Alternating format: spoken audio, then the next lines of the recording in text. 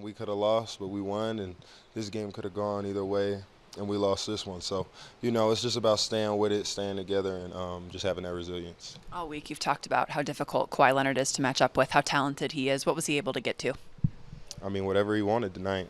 We definitely got to do a better job of disrupting him. I think we did a better job in the first game. So, obviously, they have a lot of threats, and we just got to key in on Kawhi because, he was doing his thing tonight. He was clicking on all cylinders, and he's a great player. So when you're dealing with Hall of Fame level players, you just got to, sometimes tip your hat to him, and it was a great game. 2 games in, how would you describe the way the series is going to be? Like I said, a dogfight. It's not going to be easy. Neither team is going to be handed a series win. So it's definitely just going to be one of those ones where it's a grind.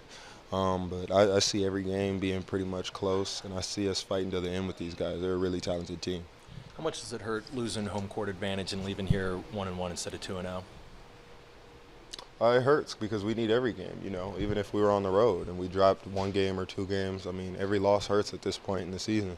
Every team is racing to 16 wins. So I think we just got to keep our heads high, be positive, not get too down on ourselves, and be ready for the next game. What did you see with that dust-up with Jamal in the third quarter? What did that do for the team, if anything? Just competitive energy. I think Jamal felt as though the refs missed a call, so I think he went to foul intentionally just kind of to make a point.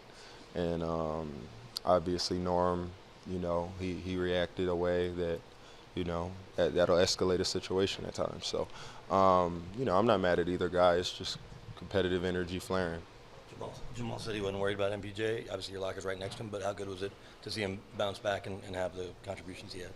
It was good. I mean, I don't ever think anything was wrong with him. I don't think that anything ever was negative or bad about, his game. I think that he's Mike Porter Jr., and he'll be Michael Porter Jr. yesterday, today, and tomorrow.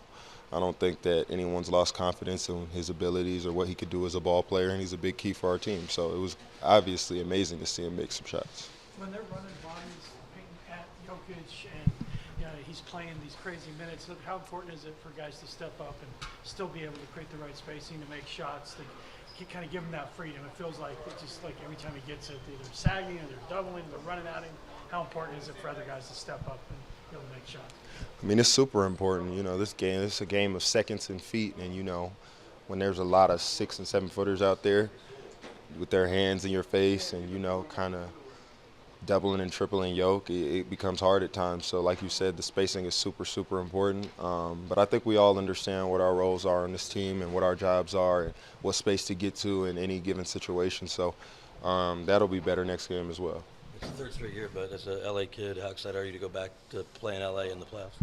Oh, it's a blessing, man. It's a blessing to be able to get to play in front of my family, my friends, and my loved ones. So I never take this time of the year for granted. It's the best 2 words in basketball, playoff basketball. So I'm glad that I'm going to be able to do that again in front of my folks back home, and it's a blessing, like I said.